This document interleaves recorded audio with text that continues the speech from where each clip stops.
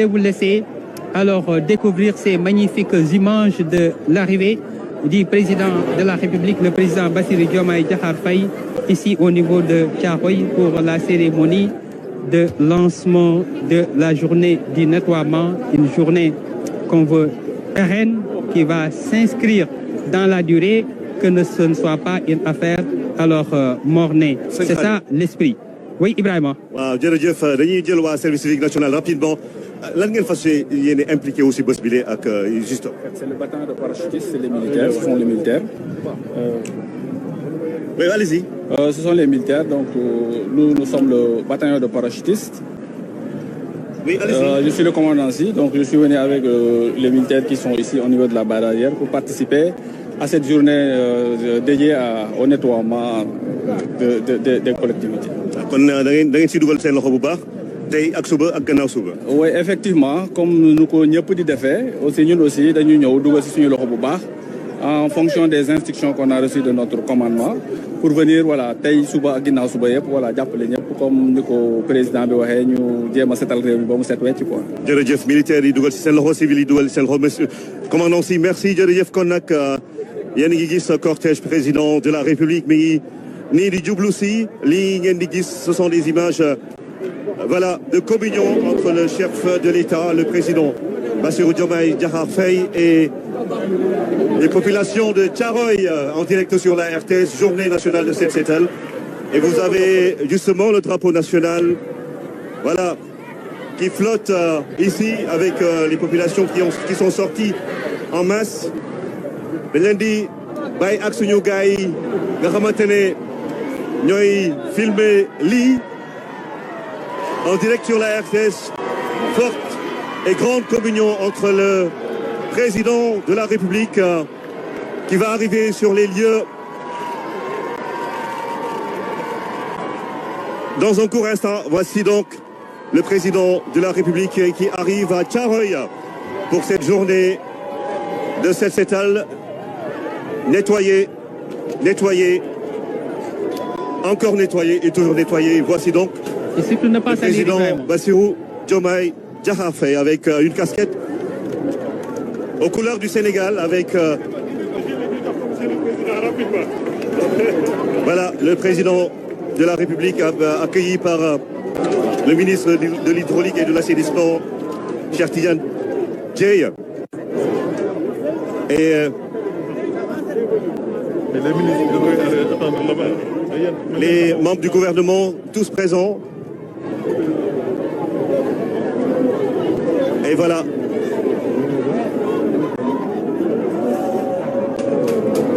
Voilà le président qui est venu avec ses épouses. Et ce sera l'occasion justement d'appeler sans doute les femmes à davantage investir dans le nettoiement, dans la propreté au sein des maisons, mais également dans les ruelles et artères du Sénégal, dans les quartiers, les villes et les villages. Le président qui salue les membres du gouvernement, le ministre de l'Environnement, du Développement durable et de la Transition écologique, le ministre de l'Éducation nationale, Madame le ministre des Pêches et de l'Économie maritime, les responsables de l'administration territoriale, la police nationale, l'Assemblée nationale, les députés, Mme Diarra Fam et les autres élus.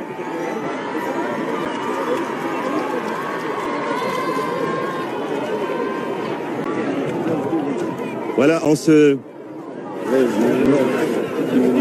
cette journée.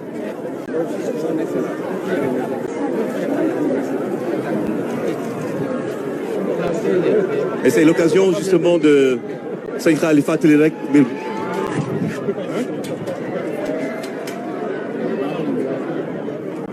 Voilà.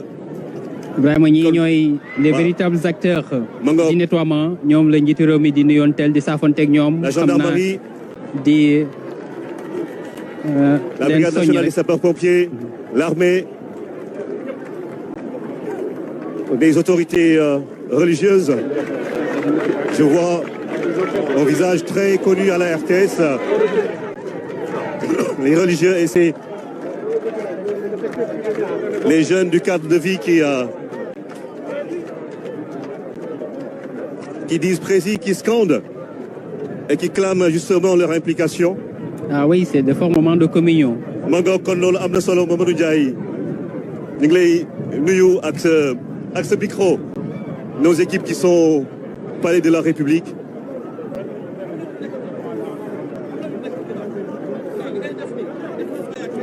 Voilà le président qui continue de saluer les autorités. Vraiment, certainement, le service national d'hygiène va délivrer un discours très fort. Le premier acte qu'il va poser. Oui. Le président de la République qui va saluer les populations. Absolument. ma nga kon xaali mil baa ngoog ma bàyyi la tuuti nga mos ci ambiance bi mënta ñàkk xam nga lii day doon loo xam ne nii day doon mbiru liggéey waaye itam day doon mbiru saafonte ak ñi nga xam ne ñoo doon askan wi nga xam ne nii itam ñoom ñoo am kóolute ci moom ba teg ko fi mu ko teg voilà itam ambiance ñu baa ñëw ngoog gis ko itam di bëgg ak moom ci li nga xam ne itam moom lañ àndal liggéey bi ndax kaa ñu baax dafa neex kaa ñu set dafa neex kaa ñu jub dafa neex kaa ñu jubal dafa neex ana ci ñan la naqari rek mooy xanaa ña xam lan mooy jubali ak lu ni mel ñu bàyyi gars yi ñu déglu ambiance bi nga xool mi ngi noonu ambiance bi elle est là elle est très forte.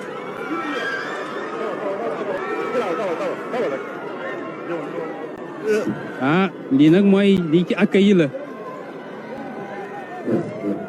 njiitu réew mi di nuyonte ak di saafonte waaye itam di am ay kàddu yoo xam ne nii kàddu yi ziar la yu dox ci digganteem ak ñi mu fekk ñu doon ñi ko dalal fii tey jii ci Caaroy ñi fàttali ni bés bi moom la ñuy jagleel wàllu cet gi bés bi nag dañ ko jagleel tàmbali gi waaye cet gi du yem tey du yem ëllëg du yem gannaaw ëllëg li ñu bëgg mooy ñëpp ku nekk bay ci sawaar bu ko defee fii ba nga xamante ni itam moo doon la ñu cay séntu ñu mën ko cee am ndax lañ cay séntu mën ko cee am moo di réew moo xam ne itam dafay set te tubaab moo naan nettoyer c'est bien mais li gën mooy ne pas surtout salir fexe ba bañ a tilimal mbaa bu tilimal mënta ñàkk itam loo tilimal nga fexe ba tonni ko ba mu set wicc ba kenn itam mën koo gis ci xar kanam boo xam itam xar kanam bu rafet la loolu daal mooy li nga xam ne nii moo doon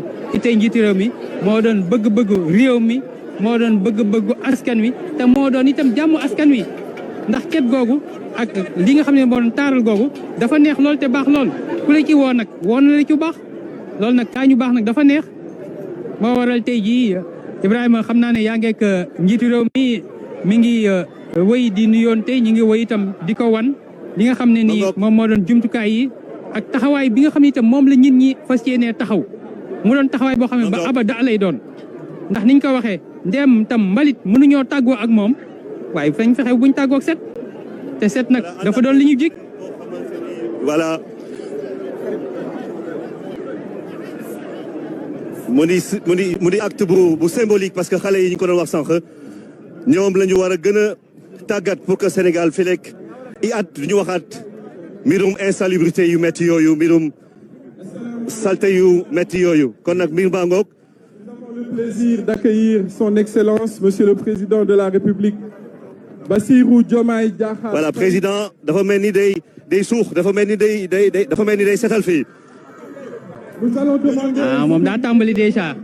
waaw sëñ Xaali. waaw xool leen image bi. waaw parce que mi ngi ko doon wax naan suñ demee nag xam naa ne ku nekk dina def preuve d'émulation ñu xool ndax ñun ak yéen kan mooy war a gën a war a njàmbaar kon nag tey la tey defe naa ne Ibrahima. waaw mu ngoog ñu bàyyi image bi waxal boppam. waaw. li ma seen nii fourchette la. président sol na tëneem sol na gileem. ci biir poubelle bi. waaw léegi nag yëkkati na fourchette bi. ak ñax ma nga xam ne nii ma ngi koy dugal ca. deuxième coup.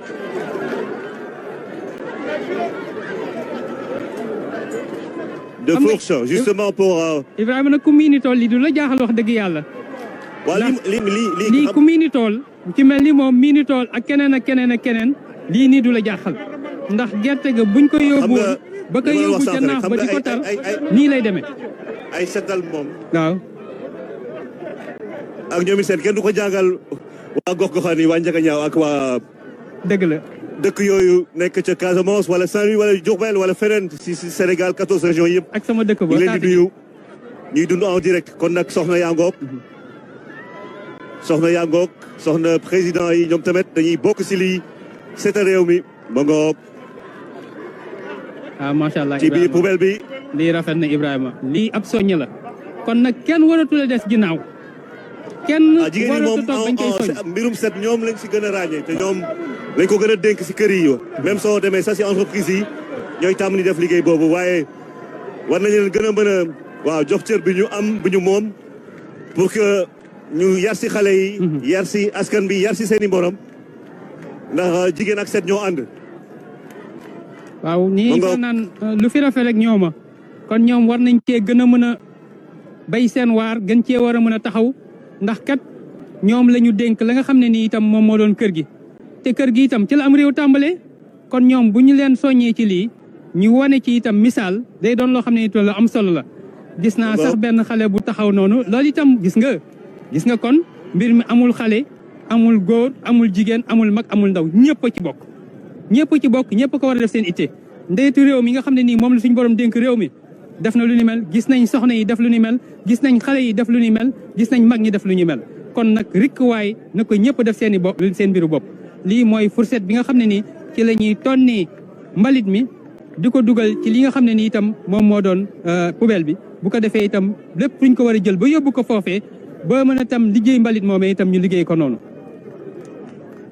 de la poubelle ñu fexe ba poubelle am fépp si biir entreprise yi si biir kër yi si biir école yi ay poubelle fuñ jamono yi toll nii poubelle day ànd ak ay sachet moo tax ñu doon wax sànq ak ministre de l'environnement lan la ñu war a def ba kër yi gën a am ay poubelle waaw ministre de l'environnement moo nekk di tibb nii Daouda Ngom ñu am culture de la salubrité dans les écoles dans les entreprises un peu partout au Sénégal et c'est le ministre de l'Éducation justement également qui va devoir montrer l'exemple dans les écoles du Sénégal. Moustapha Mamba Guirassy, voilà, qui a fini de poser cet acte symbolique en cette journée de Set Setal, journée nationale de propreté, le président qui va donc rejoindre l'enceinte dédiée pour son allocution. Vous allez suivre en direct sur la radio-télévision sénégalaise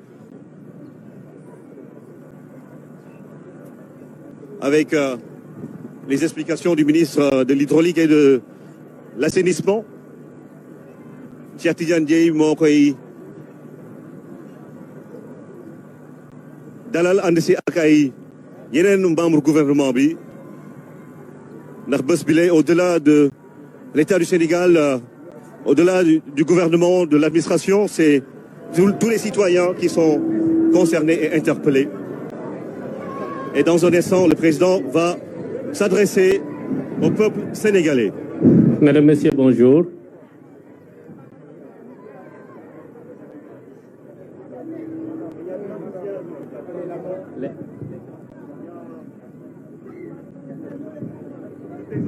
Qui sont impliqués.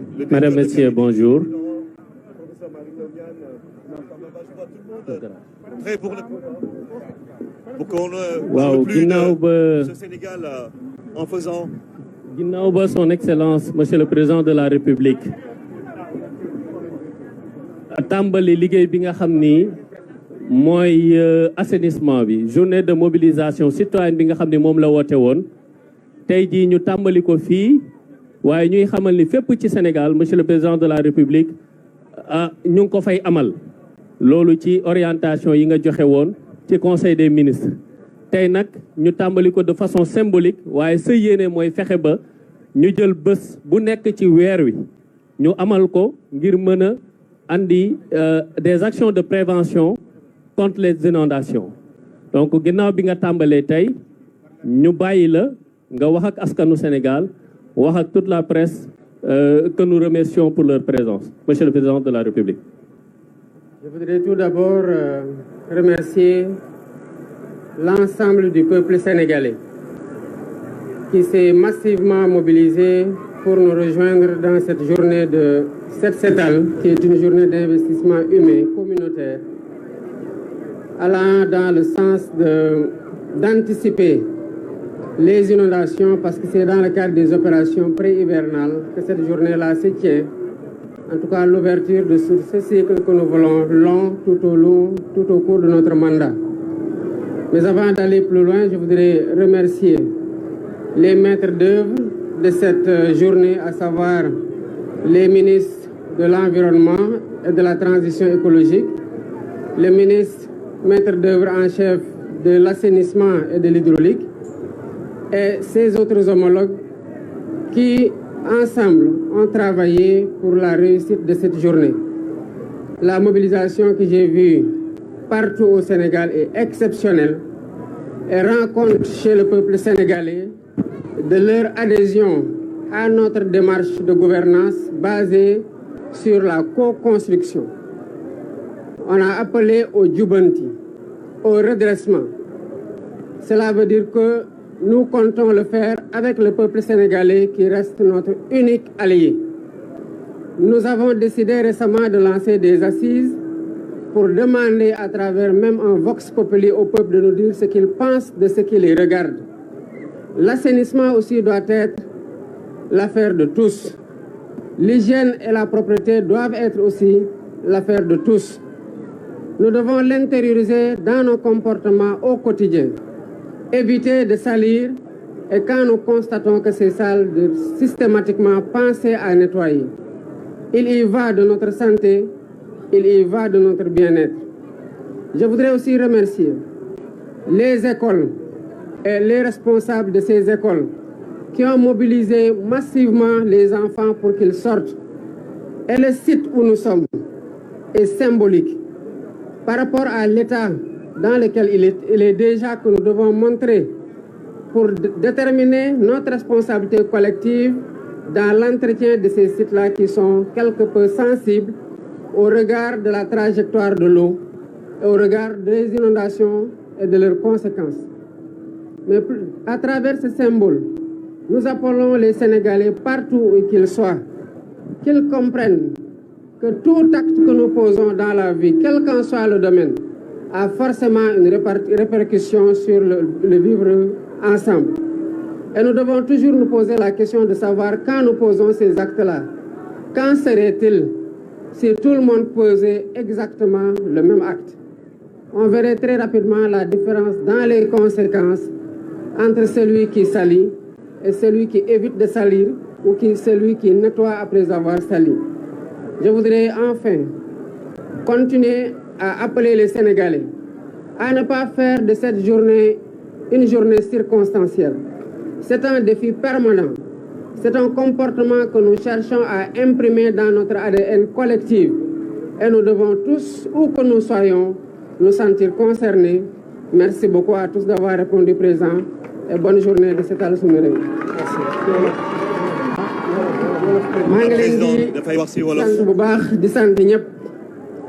di leen jaajëfal bu baax a baax jaajëfal askanu Sénégal mi nga xamante ne génn nañu ci mbooloo mu takku ci bés bii bokk ak ñun bésub set setal bii nga xamante ne ku jóg rek xamal ne sa bopp nga jógal waaye ku jóg tamit xamal ne sa réew nga jógal amul lenn lu gën a noble setal fi nga xamante ne mooy sa dëkkuwaay waaye setal fi nga xamante ne mooy sa réew ak foo mënti nekk nag ak loo mënti def di jaajëfal balaa may gën a sori ministre yi nga xamante ne ñoo doxal organisation bi ba ci bés bii ñu toll tey muy principalement ministre assainissement ak hydraulique ak ministre environnement ak transition écologique ak ñëpp bépp ministère boo xamante ne impliqué na wu ci ndax ci solidarité gouvernementale la ñu nekk ci collégialité la ñu nekk te gouvernement bi yëpp laay félicité au premier titre le premier ministre mi nga xamante ne mooy coordonner l'action de ce gouvernement-là, qui en ce moment même mu ngi ci beneen site di def la même chose bi nga xamante ne moom laay def maanaam impliqué wu ci setal suñu réew. may jaajëfal rek ñëpp ñi nga xamante ne ay école lañ ay responsable école lañ ñiy yar xale yi ci set ak setal ba tax ci bés bii ñu woo leen génn leen massivement pour ñu bokk ak ñun bésub set setal bii nga xamante ne warul doon rek benn bés ci bés yi. waaye suñu yéene mooy mu nekk loo xamante ne dañoo ko dugal ci suñu doxalin ak ci suñu jëfinu bés bu ne yéene gouvernement bi ak yéene président de la république bii ma doon mooy weer wu nekk ñu am bés bu mel nii ba ñëpp ñi nga xamante ne ay tuut tànk lañu bu ñu màggee xam le Sénégal weer bu nekk ñëpp dañuy jóg ci kër yi ci koñ yi ci communes yi ak fépp ci biir réew mi di setal parce que réew mi bu saltee ñun ñoo ko saltel bu setee ñun ñoo ko setal kon suñu responsabilité ñun ñëpp mooy bañ a saltel waaye suñu responsabilité ñun ñëpp mooy bu saltee ñu setal ba mu set ndax suñu wérgu yaram daf ci am loo xamante ne ci loolu lay tukkee ñu mën ko garantir suñu bopp. lii nag défi bi mooy lan mooy naka la ñuy def ba maanaam weer wu ne ñu mën ko amee te loolu laay woo ñëpp ndax ci jubante lañu woote te jubante bii du doon mbirum gouvernement bi du doon mbirum président de la république day tàmbale ci jubal ba du ñu soxlaa jubanti loo xamante ne jub na ba pare ci suñu comportement au quotidien waaye day tam am solo tamit ci bu ñu dee jubanti bépp sénégalais foo mënti nekk nga xam ne lii jubul yow sa responsabilité la nga jubanti balaa nga ciy xaar benn autorité parce que gouvernement bi mënul nekk fépp waaye lu ñu mën mooy wane yoon wi wax sénégalais yi fii la ñu bëgg a jëm ak yéen di ci diisoo ak yéen saa su ne parce que xam nañ responsabilité bi ñu ci am responsabilité boobu ci yéen la tukkee ndax seen responsabilité ngeen jël jébal ñu ko te moom la ñuy doxal te gëm nañu ne dooleel ñu jiital ba pare deltu gannaaw di ñu seetaan waaye di ngeen ci jàpp bu baax a baax ndax ñoo bokk Sénégal ñoo bokk lépp asalaamaaleykum wa rahmatullah. Voilà, président de la République yëkkati na kàddu gi kon Sénégal 7 la woote mi ngi nuyu secrétaire général de la présidence Oumar Samba Ba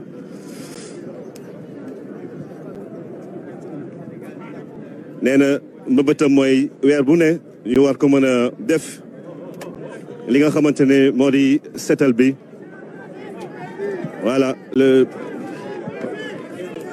président day mujj def li nga xamante ne moo di safante ak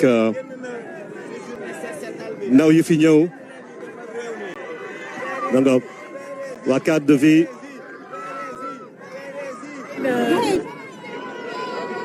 voilà le président qui va donc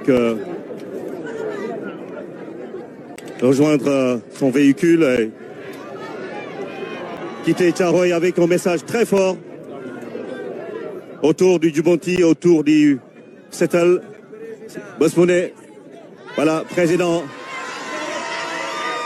Bassirou Diomaye Diakhar Faye dugg na si otoom après kàddu yu mu yëkkati ngir ñu gën a setal réew mi loolu yëpp si esprit Jubanti bi nga xamante ne ñoom ñi jiite réew mi tey jëlee moom la ñu lancé soñu si ñëpp ma ngoog avec toute la sécurité requise le président de la République va quitter Thiaroye un jour symbolique Mame Diarra Fam député yi tamit war si dugal seen loxo mu doon mbir bu am solo waa cadre de vie maa kontaan ngeen. kontaan trop direction générale cadre de vie avec le président Diomaye. jërëjëf waa cadre de vie et puis am na ñeneen ñu ma gis tamit ñu sol ay t-shirt yu maa kontaan ngeen. kontaan nañ trop sax trop. Le président va descendre de sa voiture. mi ngi dem nuyu waa service civique national.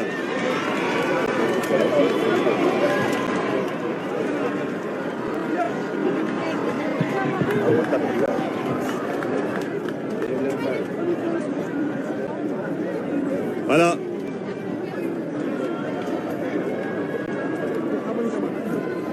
Comme Nancy ak ñi mu àndal ñooy saafonte ak président Bassirou Diomaye Diakhar Faye service civique national. seen taxawaay am solo lool parce que ñi ngi gën a waxtaanee lépp lu jëm si éducation civique nga xam ne ñun bu ñuy nekk élève dafa nekkoon loo xam ne dañ ko saxal si école yi mu doon mbir bu am solo voilà kon. Les militaires également sont impliqués, les forces de défense et de sécurité. suñu l'armée yi ak police bi gendarmerie douane service d'hygiène eaux et forêts ñoom ñëpp war si dugal seen loxo mu doon mbir bu am solo mu doon mbir bu am solo waaw waa njëga ñaaw jërëjëf voilà allez le président voilà le président qui revient pour saluer encore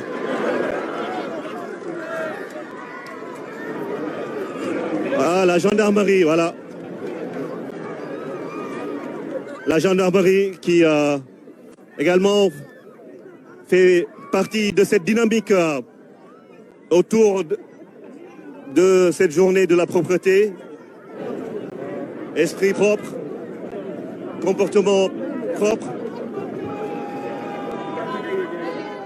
Pour un Sénégal propre, et c'est ça aujourd'hui le grand message.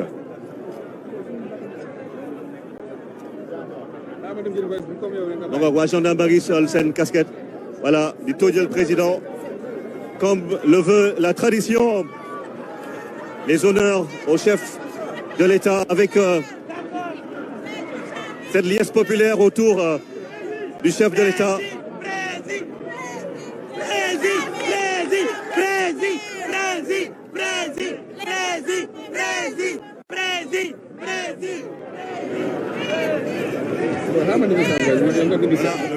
Qui va quitter Thiaroye. Mangok. Pape Belem. Djorodjeuf. Voilà, le président qui va donc quitter Thiaroye. Mangok. Ak cortège bi gars yi jóg nañu.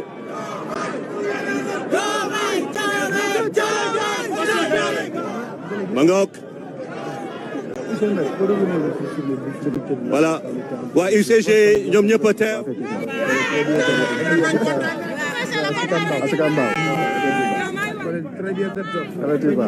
Voilà. Mangok. Diomaye Faye yow la ñuy topp ba dee yow la ñuy topp embossement lañ bëgg waaye embossement. Mangok waa UCG. Voilà cortège bi jóg na kon miir baa ngoog sëñ Xaali